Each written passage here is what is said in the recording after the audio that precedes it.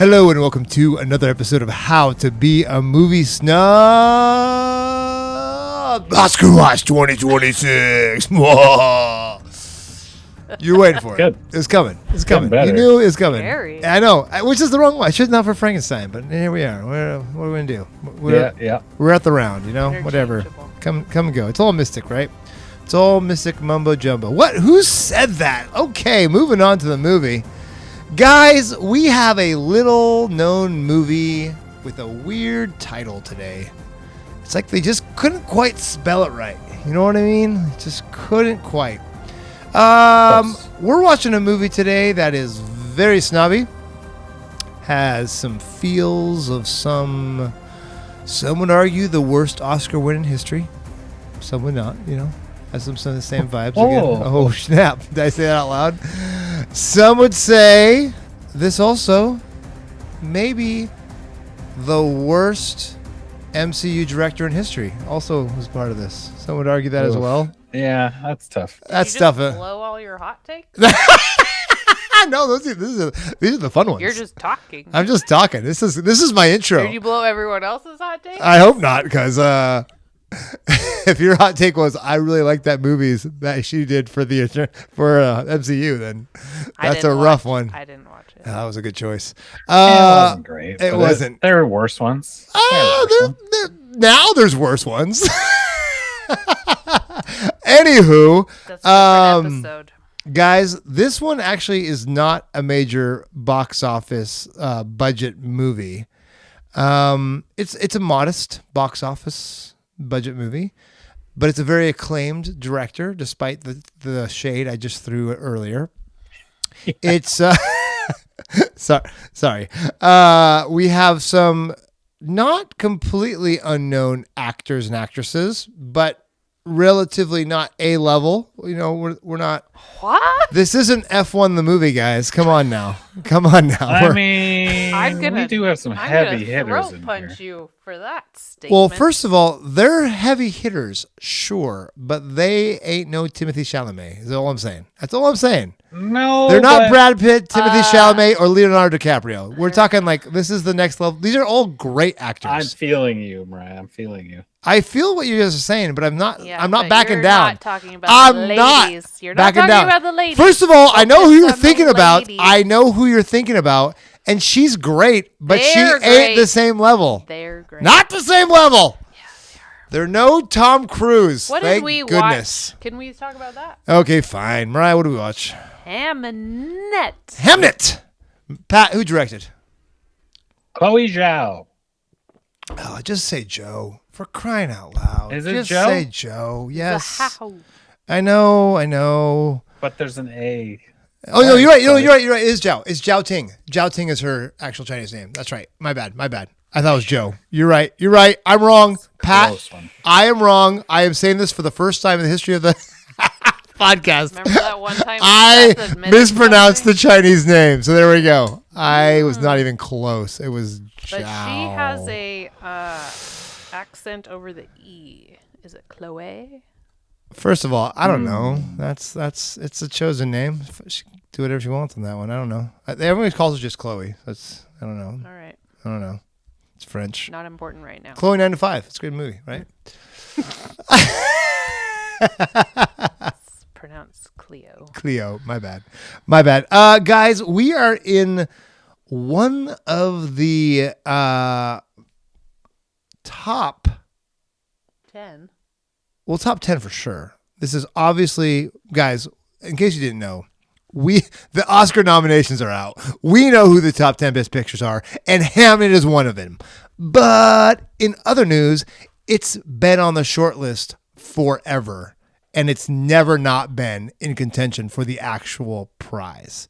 So we're talking about a heavy hitter today, folks. We're not talking about like Formula One, the movie somehow got a nomination. No, we're talking like this is up there with One Battle After Another. This is up there with, sorry, Frankenstein, I love you, but you're just not there. You're just not in the conversation.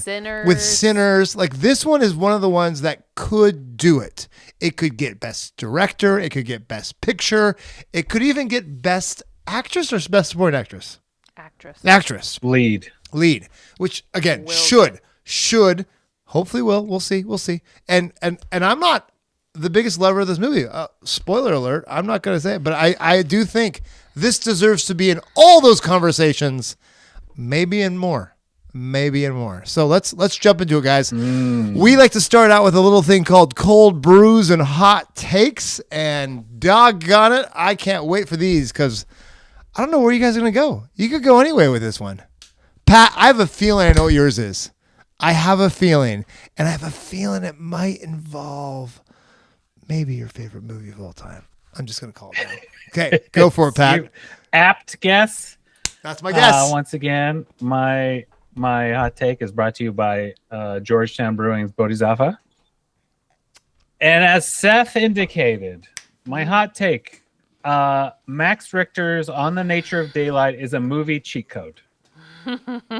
and maybe shouldn't be allowed in all the movies, but it's so good. So there you go. Why not? So wait, are you for it or against it? It works. Oh! I was sort of against it, but then I rewatched the ending of the movie again today. Stop it! And I was instantly emotional. Pat! Instantly emotional. How can it work in a 2000s movie and a 1500s movie? It's amazing. He's that good. Shutter Island, Arrival. He's that good. Pat, I had one job for you, and it was to talk trash about that one thing. And I expected you to come out swinging the other way. Pat is a loyal. Oh my gosh! It's like the Dragonheart song. Stop it! When that's in a trailer, you're like, gosh, what an uplifting, amazing movie this might be. Let's do this. And this is boo, contemplative, emotional depth on the nature of daylight. Put it in there. Boom, bing, no. Bang, done. No. This is the only time I'm against Pat's hot take. Actually, it's not the only time I'm against. I think I've been against a lot of his. You're really against him a lot. This is the most lazy, emotionally manipulative, this is a charming hot take. I think this is Pat, really great. You turncoat. Benedict Arnold, Pat. Listen. Your job. This is so against so many versions of hot takes. This is great. I love it that you went this way, though. When it first started, because I was very excited. Max Richter. Yeah, Max Richter. The man. By the way, if you don't know who Max Richter is, it's going to be great. This is the same song that's in Pat's favorite movie of all time, Arrival. So I was fully expecting it. Bookends the movie Arrival. Yes. Rightfully so. Rightfully so. But when it kicked in this movie, I was like, wait a minute. What? Recycle? But then it just beats me emotionally down, where I'm like, I always believe you. Any footage with this song, I will be like, this movie is better. Oh my god! That's why it's a cheat code. That's why it's a cheat code. No, you pronounced it incorrectly. It's a cheap code. That's pretty good. You know, I think not everyone thinks cheat codes are okay. I think I knew your hot take immediately. Except I didn't. I think it's such a movie snob hot take that it's great. No, it's the antithesis of a movie snob hot take, and that's why it's probably great. Actually, ones that are so great. Oh my gosh! It's about the score. It's not about like, you used. Huey Lewis in the news on something 3 times. But even that, if it's the right song, and it's a song, you wouldn't question it. You'd be like, I would question it. No, nah, you wouldn't. Yes, I would. If they use Footloose for Step Up 2, I'd be like, come on, man. No, you wouldn't use Footloose. That's not the right song. But this is the right song. If you use Danger Zone for Top Gun 2, I'm like, no. We're not. No, it'd be different. It'd be like using. This is a score. It would be using Danger Zone for F1 the movie. That's the same thing. You're comparing it's apples. Like not hearing. No. You're comparing apples to giraffes. This is different. It's like not hearing Fortunate Son in a Vietnam movie, you know? Yeah. Like, you go, they all do it, but you're like, yeah. What other song are you supposed to use? Sure. Pat, I'm so mad you went this way. I'm so mad. It's like not Well, using. It's like not using. Makes it a hot take. I had an ally. Not using tumbleweed in a western. Come on. Oh my gosh. Let's go. I feel so betrayed right now. Are you ready, or do you want me to go? Go for it. I'm so mad. All right. My hot take is if only this was the only movie nominated for the Oscars about Shakespeare's life.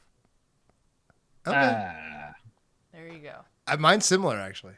You ready for this? Well, you already blew it with your big rant at the beginning. Well, I knew where Pat was going to go. I already knew Pat was going to... Not quite. But I was wrong. Not quite. And I'm drinking Vicious Mosquito. Yeah, Vicious Turncoat. I can't believe you, Pat. Mine is actually similar to Mariah. This movie... This is the one. Could have used a little more Shakespeare in Love. Oh, gross. And I hate Shakespeare in Love. That mine is not even similar to that. That's the opposite of what I said. I don't know. No. I don't know. Disagree. Felt similar to me. I'll tell you. I can explain it a little more later. But Get out. And we'll talk about. You'll see why. Because as much as I think Shakespeare in Love is the least deserving Oscar winner in the history of the Oscars, you wanted this to be a rom-com. Well, I wanted it to be. We'll talk about that. Because there's a lot of. Let's talk about it. We'll talk about that because what this podcast is about. Because that's what this podcast is about. It's similar to One Battle After Another, in the fact that it got good. Sure did. Eventually. I don't necessarily disagree with this. Yeah, you see where I'm going with that? You see where I'm going with that? So it's not because I like Shakespeare in Love. It's because I know what Shakespeare in Love did. They did all the way through. All the way through. And this one could have used just a little bit more. Right. Anyways, so let's talk about. Let's talk a little bit of the plot before we go to our favorite scene. It's a pretty simple plot. Pat, do you want to take a swing at this, or you want me to go for it? I mean, it's essentially we're getting more or less the home life of William Shakespeare, although we don't get his name till, I don't know, most of the way through the movie. And how that life might have inspired the writing of Hamlet. For sure. His great tragedy. Based on so with that comes... This is off a novel, a fictional novel about the possible influence similar timeline for the play Hamlet for Shakespeare's son who passed away at 11, whose name was Hamnet. And the movie and the book argue Hamnet and Hamlet and historical are an interchangeable name. What this book presupposes. Just like I do love that word presupposes so much. Are interchangeable. Yes. Everyone knows, Hamnet died at 11. This book presupposes. Thank you, Royal Tenenbaums. I will have to say, I was a little bummed that Anne Hathaway didn't play Anne Hathaway. But other than that, I was pretty okay with the casting choices. Anne Hathaway did not play Anne Hathaway. First of all, imagine if she did. It was Agnes Hathaway in this. Mm-hmm. Not Anne. Mm-hmm. No. Because apparently in the one written thing by the father, in like his will, he wrote Agnes. Yes. Wow. Instead of Anne. Did names not mean anything back then? No. Hey, seems like not very much. It was the 1500s. They were barely writing stuff. It's true. People weren't that literate. They really weren't. And it really makes you wonder, you're like, how did you get, William and Bill? And how'd you get Dick and Richard from Richard? John it doesn't make and Jack. sense. All of None of it makes sense. Yeah, so English is a kind of bonkers language, guys. I've said this once and I'll say it again. It's kind of the worst language. Sure, it's the only one I speak, but when I had to teach English to other speakers of other languages and I tried to give it logic, it was real hard. Real hard to come up with logic of it means this except for this, and then sometimes this. Well, it's because we stole from the French from this one, and we stole from Latin in this one, and we stole from a little bit of the Germans in this one. No, it's a Germanic language. No, it's cool. It makes no sense, folks. Welcome to English class. Okay, moving on. Back to Shakespeare, the most influential writer in the English language. Should we talk about our favorite scenes? Get right into it. Why not? Why not? Oh, it's gonna be such a spoiler. Okay, guys, here on out spoilers because there's no way your favorite scene's in the first half of the movie. Let's just say it right now. There's no possible way your favorite scene is within the first 45 minutes of this movie. It's just impossible. Well, that's just your opinion, man. You did like that, and you like the ending. You like the ending of Begonia. So Mariah, you are the wild card. I'll give you that. Yeah, all day long. I don't. You don't. I don't. Just wait, man. See. That's like Buckle your opinion, up. Man. Yeah. I do like that we've referenced the dude. The dude already in this show. This is good stuff. Pat, start us off because I don't trust Mariah to start us off. I just don't. I mean, I just don't trust her. This is the most basic answer. My favorite scene is the end, where On the Nature of Daylight happens. Yeah, and there is... You got the reach out. It's got to be the reach out. The forgiveness and catharsis. Oh, gosh. And seeing Hamnet, and Jessie Buckley is just acting her butt off. Freaking and good. I was like...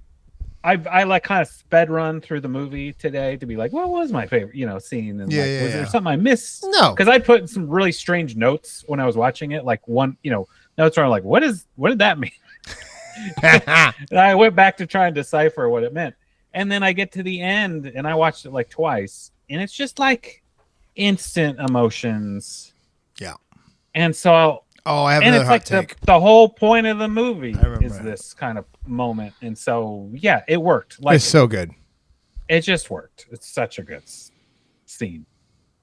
Yeah, I agree. So there you go. I agree. I'm not even going to pick a different one. My favorite scene was when they all reached out to the actor. And it's what brought everyone to tears in every single theater showing they ever had of it.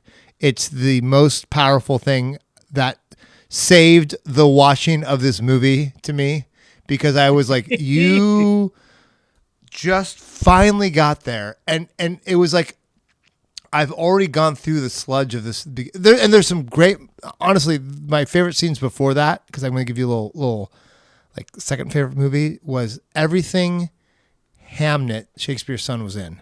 Because when he was on the screen, he was such this beautiful light of a responsibility that at 11 years shouldn't have, but a love for his sister and for it was so beautiful when he was on the screen. And he's like my second favorite actor, arguably, in the movie, maybe third, but he's so good in those little parts he has and what he has.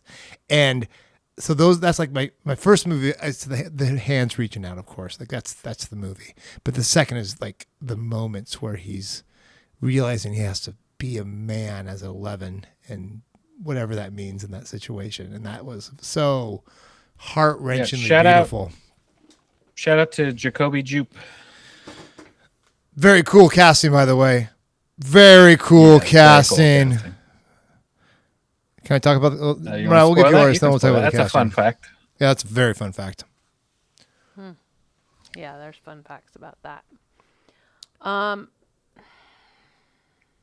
favorite.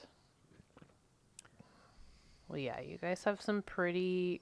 I guess my favorite scene is when... Favorite and least favorite is that she goes off into the woods to give birth the first time. Is it Susanna? Mm-hmm.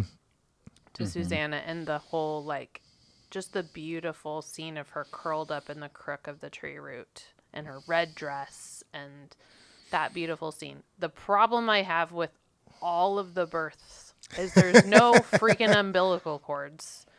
These babies are just shooting out, detached. She had a knife on her. Well, she did it herself. Not when she had twins. They just dropped out, passed right over, and there's nothing. Nothing at all. She could have nodded off in the woods. That's fine. That would have been okay. But the twins just There was no courts. Did you miss the stork who flew in and dropped them in? Like the stork, dropped them over. It would have been the hawk. The hawk is true. That's a good point. But that's the one plot hole where I'm like, excuse me. The one? Yeah. Okay. The rest is fine. Okay. I would have been fine with all of it. The hole in the ground, that's fine. My but yeah. honorable mention. Yeah. Is Emily Watson. Oh yeah. Talking about taking your kind of children's lives for granted scene. That's a very good speech. Emily Watson, and it's so super good. Short. And her talking him through and saying good. He was born in this room, like right over there, and getting her through that she's whole kind of childbirth part. She has an interesting arc because she's very unlikable initially, and then then she's like steadfast. You kind of realize like that's her whole thing, is that she needs to be steadfast and she is for them. She kind of starts situation that is unbalanced. She kind of gives you that feeling at the beginning of the movie where you don't recognize who she. I mean, even though you know it's Emily Watson, you're like, oh, is she just gonna have this very benign part where she hardly does anything, and then she builds into the Emily Watson that you know, and she's very present. Very good. And you're like, oh gosh, I love her so much. Okay, sidebar question. Who were you guys mad about me throwing shade about not being like top A-list actors? Both Emily Watson and Jessie Buckley. I mean, Jessie he played Buckley, Gladiator too. Come on, what's he got? Well, that's Paul Mescal. Yeah. No, honestly, that is. I was thinking like anything. He has been getting some big. Parts. I mean, he's not Brad Pitt. And he's not Timothée Chalamet. Yeah, you can snub But there's a lot of people after that on the list. Sure. For me, it was Emily and Jessie. I've loved Jessie before I knew. Emily is amazing. I never argue about her being amazing, but she's too good of an actor to be an A-lister. Oh, but Jessie Buckley, like when she's so understated that I had to go, what do I love her from? I know I love her. And weird. It's like you had to look it up because you didn't recognize her right away. Because she's not an A-list. She's too good to be an A-list. She's too good of an actress. Yeah, again, the best actors and actresses aren't A-list. That equals A-list. No offense. Well, that's cute, but it's wrong.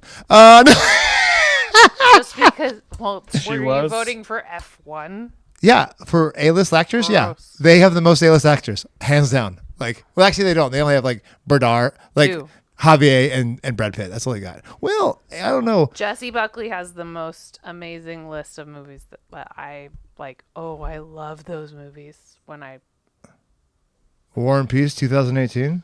No. Okay, just checking. I'm thinking. Have you seen? I'm thinking of ending things. I'm just saying they're snobby. With they're Jesse Plemons. They're good. But you're picking snobby movies. Speaking of snobby, you're such a snob. You have to watch that movie. What Transformers movie was she in? Women Talking. She's in Women Talking. It was great. Men. She was very good in. Yeah.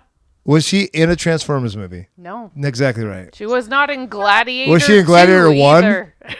Was she in any of the Avatars? No. I'm just saying. But seriously, you guys need everybody who's listening, go see I'm Thinking of Ending Things. It's really great. Great actress. I very recently was reminded, I should watch this. So weird. The director was assisted on a lot of really good things before he got to get into this. So like Eternal Sunshine of the Spotless Mind. Oh, dope. What else was he helpful on? It was where he kind of cut his teeth.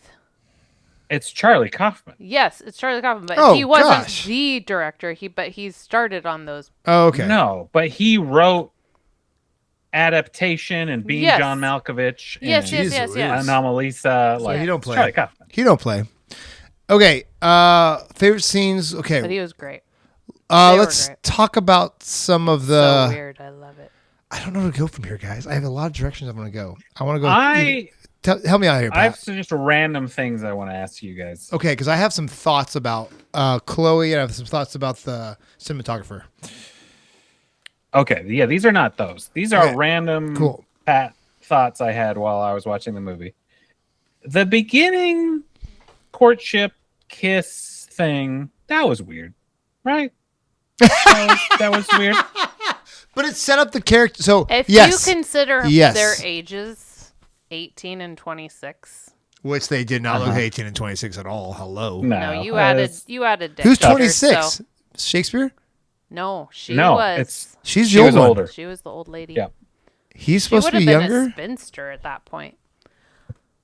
Yeah, he was. Which is wild, which leads into like, oh, that makes how they put kind of the mystical stuff. Like she knew he was destined for greatness, because otherwise, why would this 26-year-old,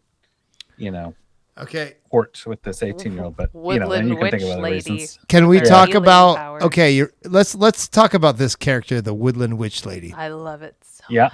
You know what's true about that from real life? Nothing. Not one thing. The only thing that's true. Know anything about Agnes? Exactly right. Did you see the clothes she was wearing in real life? Like the actual pictures of Agnes? They're actual pictures. It's the 1500s. You mean there's no the cameras. Drawings of Agnes? Yeah, the actual drawings. They're not pictures. Thank you. I also knew that. What camera did they use? They used the what point? What film? Feather point film. You mean because she's got like the little ruffly neck thing and stuff? Yeah. Well, those were her city clothes. Fun. This is her country clothes. I have lots of questions about that. So. I do. I just looking at the painting. William Shakespeare's got his little earring, and Paul Mescal does have a little earring. No, all of them do. Every single Shakespeare movie, he always has the earring, and they're pretty good to that. I do enjoy that. You know what's not the same? Shakespeare in Love. He's got the earring on. No, the love interest. Because that's not. Oh gosh, that movie's so bad. Don't get me started. He didn't marry Gwyneth Paltrow. Where's his wife in that one? Yeah, well, so many questions. This movie, after listening to a couple interviews with Chloe Zhao, she is Shakespeare's wife, 1,000%. Like this is an autobiographical. She's never said it, not once. That's my hot take. She is this because she is such a hippie. Chinese, one Japanese Zhao, like this concept of being one with the earth. I love. First of all, it's what makes her a good director because she's like spirit and everything, right? And that's like she's such a hippie, and it's so obvious in this movie because Chloe. Yeah, I mean it's anachronistic. Like 100%. This woman beautiful. doesn't 100% work. But for a modern audience, it's a great. Yeah, because that's kind of what I want to see. But sold to me on it. I liked it. I didn't because I was like, "There's no way someone from that era in is a witch, British." So, there were so many witches. Come on, healers. Yeah. But they wouldn't have been part of popular culture that Shakespeare was in. So I was like, "Come on, really? She's gonna be that much?" Anyway, but what I did believe. That she was pregnant. She was pregnant because that is the only thing we do know is she was pregnant 3 months before they got married. 6. Yeah. Yeah. So they do know that, and that was like I'm like, oh yeah, of course she's older. She knows what she's doing. She sees this guy who's pretty talented. He wasn't successful yet. Not yet, but like again, like he could read and he spoke Latin and he was a tutor. Like that's some better prospects than a lot of things going on in that era. Let's just be real right now. Yeah.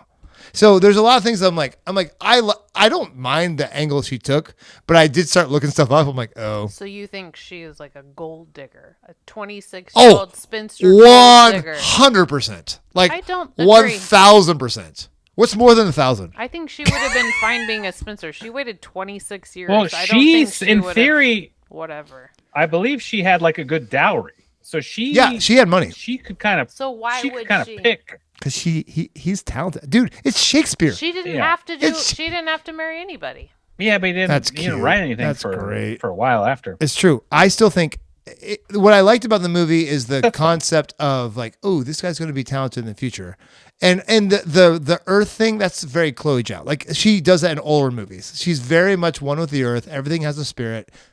Fine, that's great. And so that was a very interesting thing, but that wasn't the part of the movie I liked. The part of the movie I liked was her loss of her son. And that was when it finally started to take place. The whole Earth stuff, I could have cared less. You liked the grief porn. You didn't like that she was a falconer? Could care less. Oh, wait, we forgot about that 30 seconds in. The grief porn, which is what most of the critics No, you know what I was there? You know what I was there for? When they finally got to the Shakespeare Theater. when they finally got to the globe, it actually got interesting. Before that, it was like this kind of earthy. What's the plot? I feel like we don't have a plot yet. Up until that too. You loved so tell me what you loved, because I did not find. Well, but it lost me until 45 minutes in. I was like, okay, no, it's all great. Tell me more, because I couldn't connect. I couldn't connect at all. I thought it was a slower start because the courtship part again. That was where the kiss part. I was like, what's happening here? Yeah, until she was pregnant, that was weird. Yeah, but then I was generally in, and then Jessie Buckley is just like going to town on this movie, acting wise. Yeah, and then I thought it was interesting to think, like, you know, Shakespeare was in London and his family was not in London. So what is that about? And I love that scene was great. So that's interesting. And she's with his family and when he was so frustrated and he couldn't explain why he was frustrated, that was a very good scene. That was a scene where you're like, drunk? He was drunk. He didn't know why he was unhappy. He was just unhappy. And she was like the adult in the room who's like, the other like hot take was men are from Mars, women are from Venus. Like the original kind of thing. It was like, she was like the most intuitive woman and understanding. Like, this guy just doesn't, think like a normal person. I'm just going to be super understanding and chill with everything he's doing because this is his mode. And he's going to come around and figure it out. And I'm going to be cool about it. I got my other hot take, guys. You ready? Yeah, ready. Oh, look. Another male who can't express himself except through his art. Hello, sentimental value. Hamnet calling. Yeah, but that wife left. A lot of emotionally unregulated men. That wife left, and the children hated him. Yeah, it's true. This is very different. It's right, because the wife was willing to... hang out. Yeah, take the brunt. Yeah. Now, also, one was in 1500s and one was in now. Yeah. I also think there was something like, Agnes in this, because she was kind of primal, earthy. There was just this like, I don't need you so much. Yeah, that was a good angle. I liked that we set up that when tragedy struck, how betrayed she felt. Oh man, that was rough. I was surprised. Right? How mean she got. You weren't there. Yeah. Because I liked that because we get this yin and yang of this whole setup of the movie. I felt like this is such a study in psychology too, is that she's got the tism, and I would say, she's on the spectrum. She's out in the woods. She needs to be alone. She is overstimulated. She won't go into the city. She won't move into the big house. She's secure in her own world. And then when things go wrong, obviously she's grieving and throws blame everywhere. Like, it's a very natural kind of thing, but it is interesting because I thought she's like the adult in the room for the first 45 minutes, and Shakespeare's this child, which age-wise, I guess that makes sense. And then all of a sudden she is the irrational, you weren't there. Because things got out of control for her. Because she couldn't control it anymore, and she no longer knew it. Which is understandable, but it was interesting that but hey, role, her worldview had broken. Yes. She couldn't fix it. Yes, and that was a very real reaction, of course, and which is great. But it was interesting. The part that was surprising, a lot of people have talked about this, is the lack of words that William Shakespeare uses in this movie. He barely talks. Seriously. Like, he barely talks. Like, to her, anyway. Yeah. But that also kind of makes sense. Like, the writers I've met and know aren't great communicators. He's on the beach. That's why they he write. Has this dog. That's he true. lives in a loft. It makes sense. Honestly, it would definitely be how he is. Through words. That's fair. Yeah. That's fair. He plays a ghost in his own play, and this is how he communicates. He's hiding behind this post and watching how his wife reacts to this feelings of how he's actually dealing with his own grief. And if you're quick to like think of things and say it quickly, you're not a writer. Because I like that's if you can express yourself that way, you wouldn't have to put it down on paper and make other people act it out for you. Exactly right, 100%. And it's one of those things. As someone who's not a good writer, you can tell what side of the spectrum I'm on. That's right. These two people, though, are like very, they don't communicate in normal ways. They are people that synced up, and like this love story is a very what do you call it? I wouldn't say normal. It's a atypical? Yeah, it's not traditional. Yeah, atypical. Even for then, too, that's not...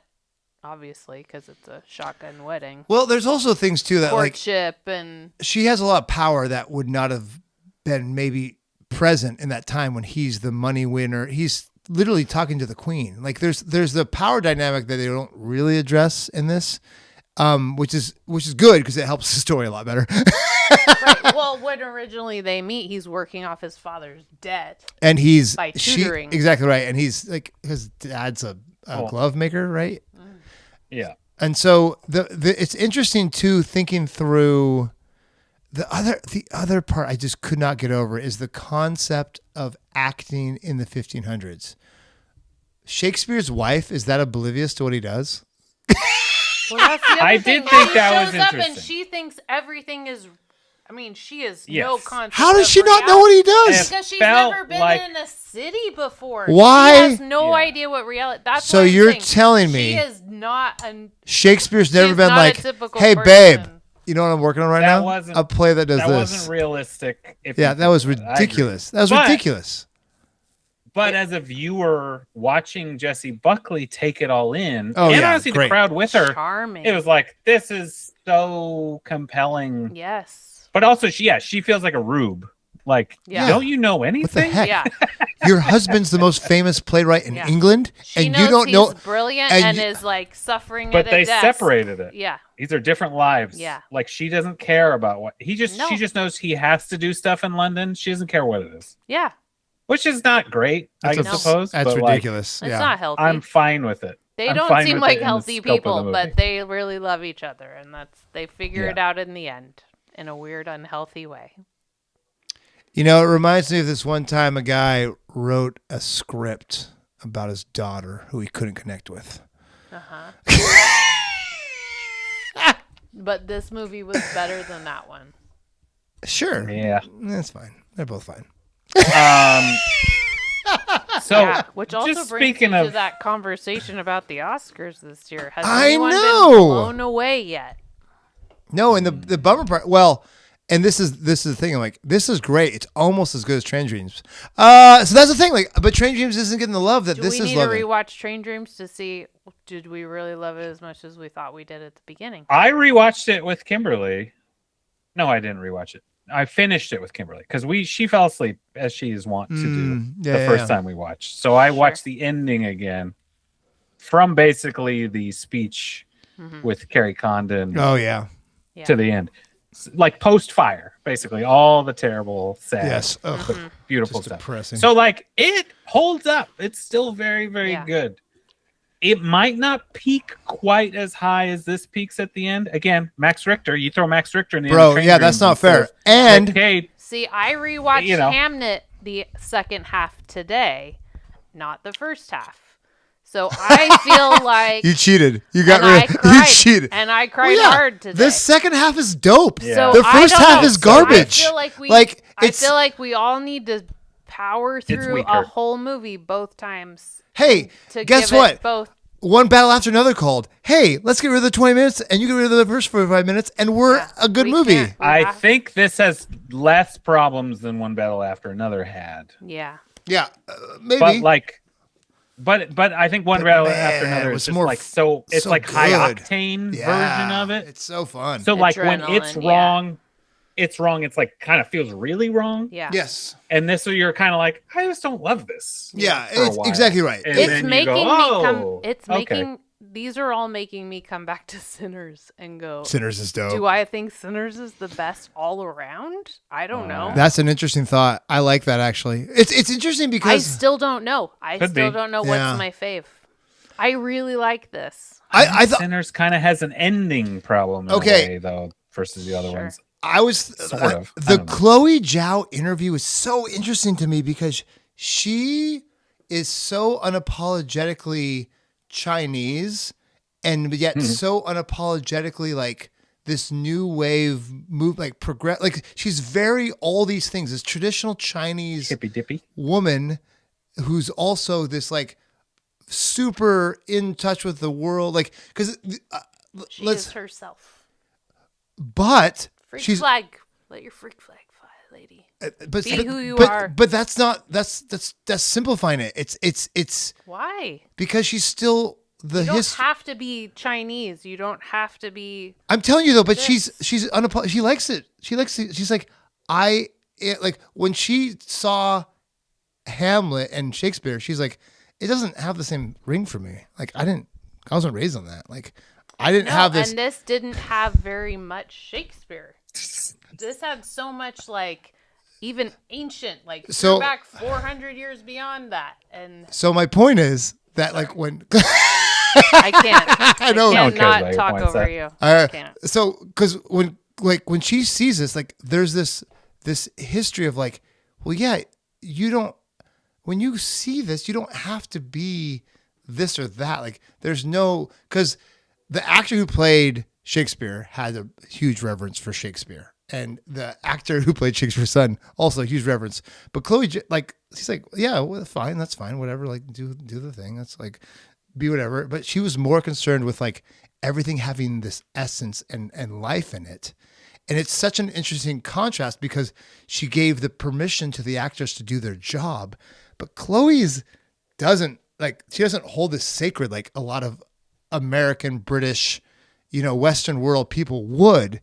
So with that, there is this kind of hands-offness to the whole thing.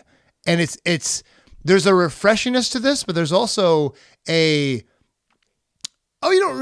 just care about this moment. And there's also the thing that's so, and when I say the concept of Chinese, I thought it was very poetic. She's like, when you say like original concept, like the concept of original concept in a Western concept and an Eastern concept is very different. She's like, everything is from something else. Unless you go back to the original thing. Like she has no problem redoing Buffy the Vampire Slayer, which is her next thing, by the way. She has Which is wild, right? But she's a huge fan of Buffy. I'm still pretty interested. She's a huge fan of Buffy the Vampire Slayer. She's like, yeah, I'm one of the fans, but she's like, I got no problem like doing like a huge like Eternals, like whatever it is, and she's talked about like how that experience was, and it wasn't her favorite, and all that stuff. But she's like, everything is a remake. Like we're not like the concept of Americans thinking they're original is a very Western concept. And she's like, where I grew up, like everything comes from you're copying the masters, but it's not considered copying. It's this reiteration. So it's never like, so when she reuses the music, which I was talking trash about, to her it's like, well, yeah, why wouldn't you? And I've heard that from my students in China so many times. Like this is like, it's honoring in a way that Westerners can't understand. And so what I love about Chloe is like, she is unapologetically Chinese and unapologetically progressive in the same breath, and Westerners can't freaking figure her out because like, be your own person. I'm like, but she's not. She's unapologetically part of this whole historic movement, which she's proud of. But she's also this, and that's not American. She's not fully this like American concept. She has this Eastern philosophy that pervades, and that includes like everything has a spirit and a concept of this. It sounds we like go from the masters. It sounds like that's true, but also that she's just like a very amazing collaborator. It's not that she's owning all of the different things but she's also recognizing that everybody's bringing something to the table. Like she's got something to bring to it. The writer of the book, who also is the screenplay writer with her, brought something to it. All of the actors have a different background that are bringing something to it. There's also these different influences that are coming into it from even beyond Shakespeare's time. I think it's like I think she's just acknowledging that there's so much more collaboration than just Shakespeare that's going into it. I don't know. Let's get into fun facts, everyone. Okay. We gotta move into fun facts. I'm gonna start the fun facts, then why we're talking about this movie at all. What Oscar noms it had? There's a winner. Picture. Yeah, best picture. Directing for Chloe Zhao. Yep. Actress in leading role, Jessie Buckley. Yep. Writing, adapted screenplay, Chloe Zhao and Maggie O'Farrell, who wrote the book. Music, original score, Max Richter, original-ish. Right? Max? How come he got original if he reused a song? Only one song. You can use, if it's less than 20% reuse, you can do it. That's why, like, John Williams or anybody who's doing sequels to movies can, in theory, get nominated, even though they're reusing, like, you know, Darth Vader's theme or whatever, the Imperial March. So it's a weird one. And I think that happened with some spaghetti Western stuff, Sergio Leone movies, where it's like, kind of reuse this. Anyway, costume design, Maglosia Turzanska. Apologies, I butchered your name. Production design, Fiona Crombie and Alice Felton. And casting by Nina Gold. So quite a few noms for this, as you'd expect from a Best Picture nom. Yes.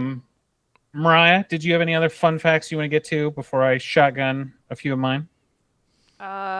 You'd mentioned the siblings earlier. Yeah. So 2 pairs of siblings are in this. So good. Jacoby and Noah. Hoope? How do you say it? Yeah, I said Jupe, but I don't know. Jupe. So we know that Noah is the one that plays Hamnet. And Jacoby is the one that plays Hamlet in the play. Which is so cool. So cool. And no, I think we got to switch. I think we switched those. Was I wrong? Jacoby. Jacoby's the younger one. Sorry. Reverse that. Strike that. Reverse it. Because Noah Jupe you know what I is said. in the one with Billy Crystal. Or no. No, that's the Jacoby. Did anybody watch that? It's so good. No. Oh, but Noah is in A Quiet Place movies. He's one of the children. Mm-hmm. Exactly. Jacoby is in Before with Billy Crystal. You should all watch it. It's very cool and dark. This got 11 BAFTA noms, which is the most ever for a female director. For BAFTAs. Well done, Chloe. Way to go. The historical piece of this is my fun fact. I think the last one I had was that, oh no, there's a second one. Was that we already know. So Shakespeare was 18 years old. Agnes was 26 years old when they had their shotgun wedding. She gave birth 6 months later.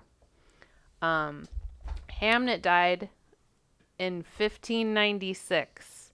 Hamlet was written in 1599, and the Globe Theater opened in 1599.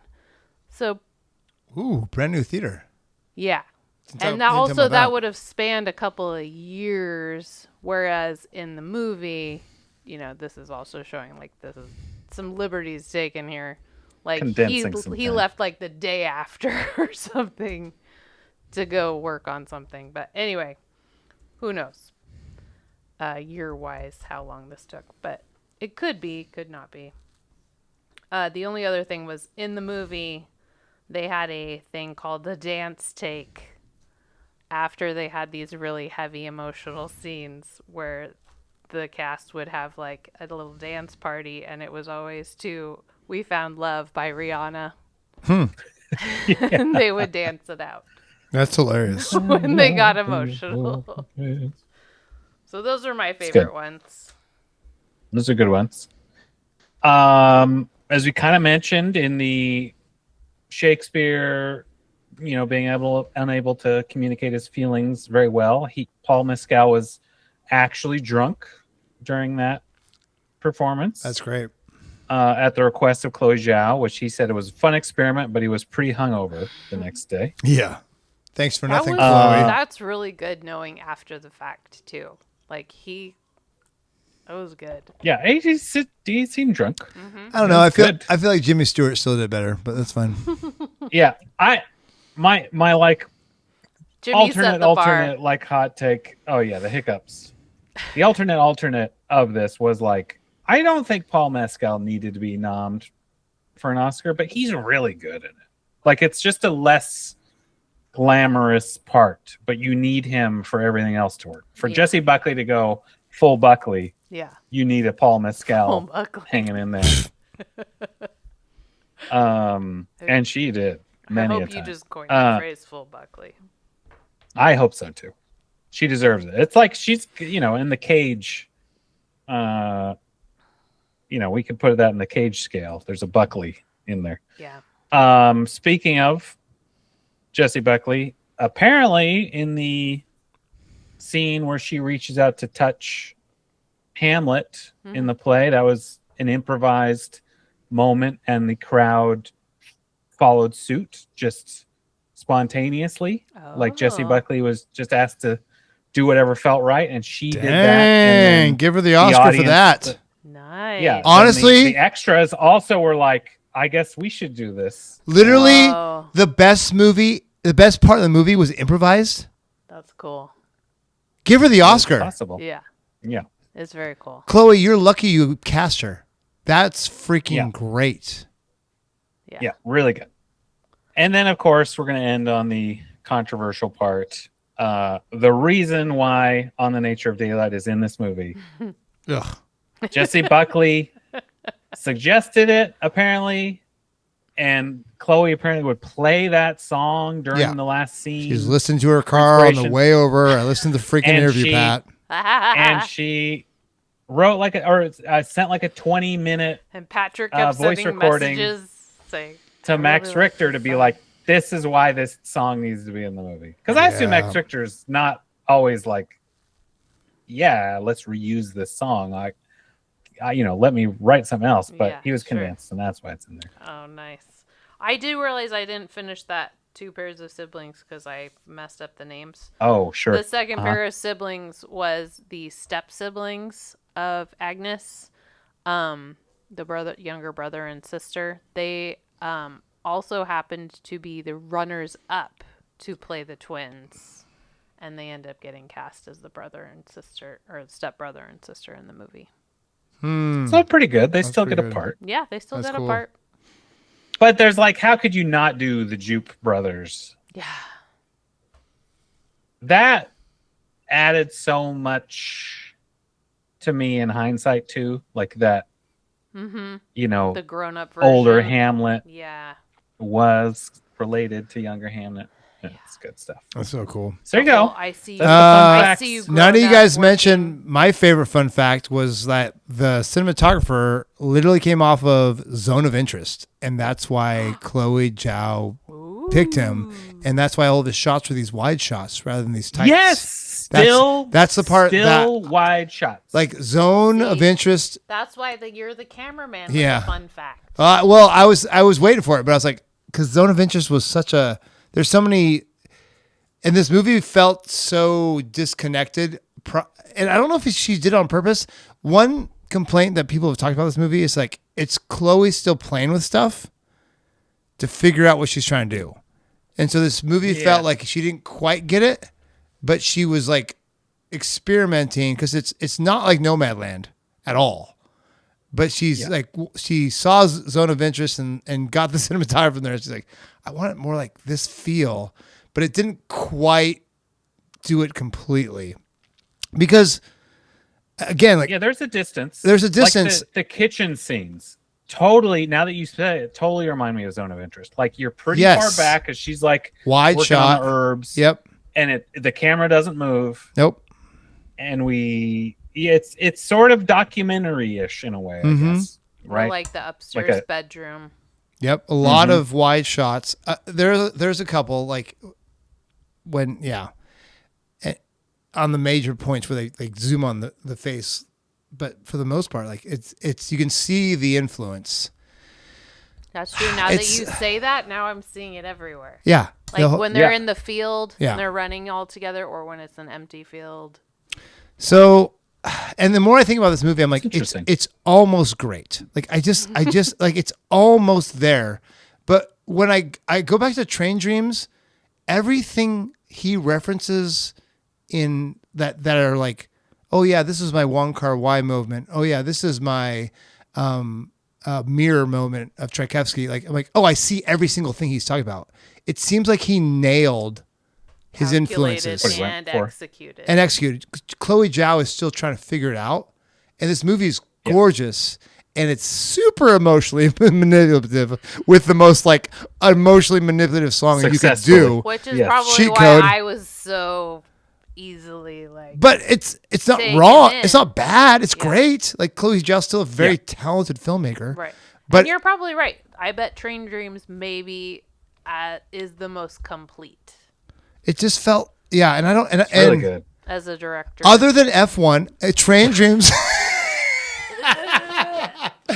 Hey, F1 what it wanted to do right. They did all the things they wanted to do. They hit all their check marks.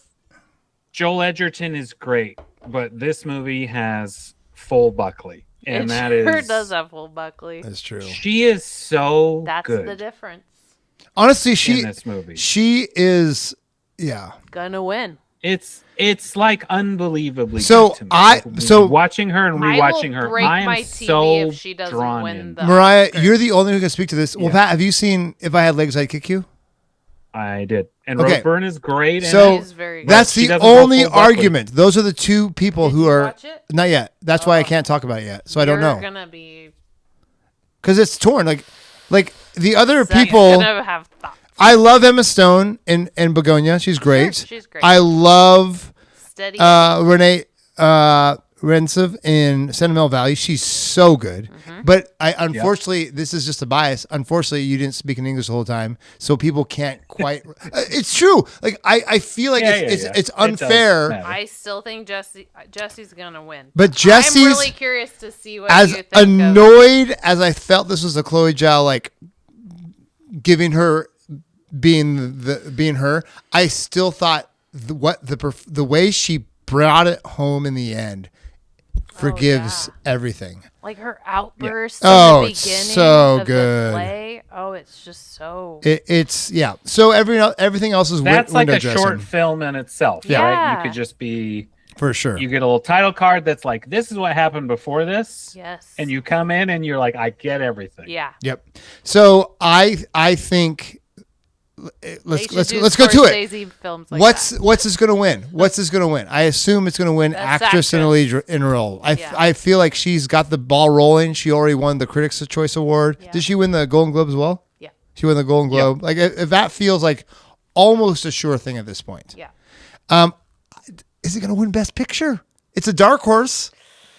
But I think because Spielberg and Mendes produced it makes me think it's more likely to win Best Picture. Mm-hmm. Yeah, maybe. But I don't know. It could. Maybe it's going to make up for Saving Private Ryan. Yeah.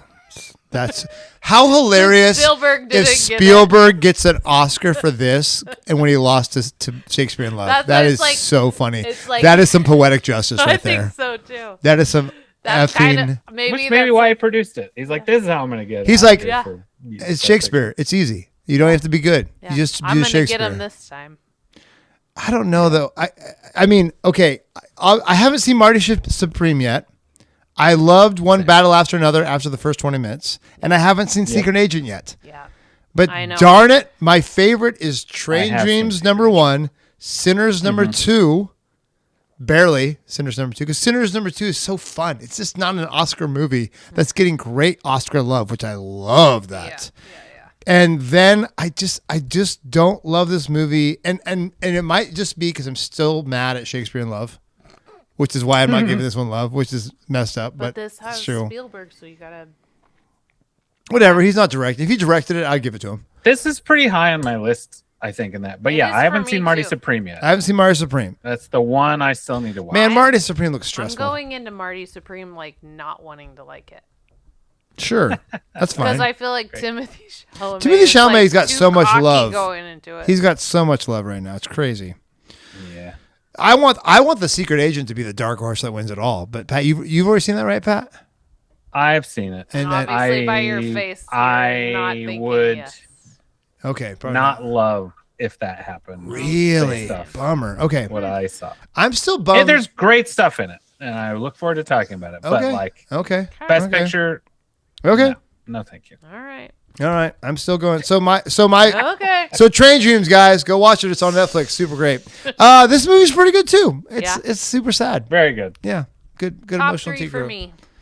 Top 4. Really, top 4 really crescendos. Even if they had the old school top 5 nominated movies, this one should still be a best picture. So I'll give it top 5. It's top 5 for me. Yeah. For sure. And it's like approachable snobby. Like, if you're worried I agree. about it, it's not like Shakespeare, I'm going to not like it. It's easy to watch and understand. Yeah. But I wouldn't be worried about trying to watch this. Yeah, I'm glad this got it over things like Blue Moon or some other ones. Jeez, I did finish Blue Moon last night. Good Lord. Are we talking about the movie? What's talking about the movie? Okay, guys, this movie was fun to watch. It was a horribly pretty gorgeously shot grief porn movie. A lot of grief at the end. Yes. And it was a lot of things that kind of just tugged on it. But there's so much catharsis. Mm-hmm. It's very cathartic. It's not my most cathartic movie. My most cathartic movie of all time is Manchester by the Sea. I have never cried as hard as that movie. See, I'm crying pretty hard in this one. You think so? Is it compete? You gotta watch Manchester again. I did. Yeah, maybe I need to watch it because that movie. But this again, cheat code. Hard. Yeah, cheat code. I go to the end and that song kicks in, and I'm done. But bro, it's unfair because it's pulling all these emotional things from very good movies. You know why? Scene. You know why Manchester by the Sea is better? Well, you need to watch Marley. Oh, you're dead inside about. I don't care about dogs. Marley. I love you, Millie. Yeah, that'll wreck you. She's not even in. Okay, Seth. Why? What? Manchester by the Sea has the scene at the police station with no music, and you die. You just die. That is one of the I can barely talk about without crying it. He's like, it's been a while since that year came out. He explains what happens in the house and what he was doing, and they don't arrest him, and he wants to end it all, and it's the most powerful. I am vaguely remembering this. Oh my gosh! And this is, and then but I feel this is like, what's your name from Dawson's Creek? Who says Michelle Williams? Michelle Williams, you're such a good actress. Very I love good. you so She's much. Great. When she says also featured in On the Nature of Daylight in Shutter Island. When she apologizes, to him, it is the most heartbreaking because she's still in love with him, but she's apologizing for what she said. There's nothing like Manchester by the Sea. It's just. And this movie is child loss, so but so's that movie. Yeah. And it's his fault in that movie, and it's not his fault in this movie, and that's the difference. And so, yeah. Anyway, sorry. I got left turn here. Left turn, and that's the thing too. But Manchester by the Sea, Hamnet, Oscars. Okay. We did it. Gosh, Train Dreams, my number one. What's your number one, Mariah? I don't know. Pat, what's your number one? I just have a top 3, and they're all. It's probably still Train Dreams. Yeah. Okay. Train Dreams, Sinners, Hamnet for me right now. Yeah, I'm cool with all 3 of those actually. That's probably One Battle After Another's 4 for trying me. to get in there. It's just underneath the 3. And honestly, One Battle After Another, if it won it, I wouldn't be sad. I wouldn't be sad. It's fine. No, it's that's fine. the thing is for anything but F1 at this point. Well, F1's terrible, but we like it. meh. I love that F1's in it because it's 100% just it's hilarious. Brad Pitt there. It's hilarious. I would be bummed if and even Frankenstein I liked. There's. I didn't hate anything and I didn't love anything. Yeah, this year's a lot better than last year. Let's just be real. Like this year's a lot better than last year. Out last year. Good call. I keep thinking of 2 years ago. Good call. And I go, wasn't that last year? No, that wasn't last year. No, 2 years ago was fine. We had Barbieheimer. It was fine. That was a good year. That last year was rough. Pat. All right. We're going to do it again next time. I can't believe you double-crossed me with the Arrival thing, but that's all right. Sorry. I understand why you did it. Hot take. I understand why you did it. It's a good hot take. It's a good hot take. And it surprised me, so I like that. Guys, this is Hamnet, and it may win Best Picture. Who knows? But in the meantime, we got a couple more movies to watch, and we're doing Oscar Watch 2026. My name's Seth. Mariah. And Pat. And we are your How to Be a Movie Snob team. Until next week, guys, take care. Bye-bye. Goodbye. Bye.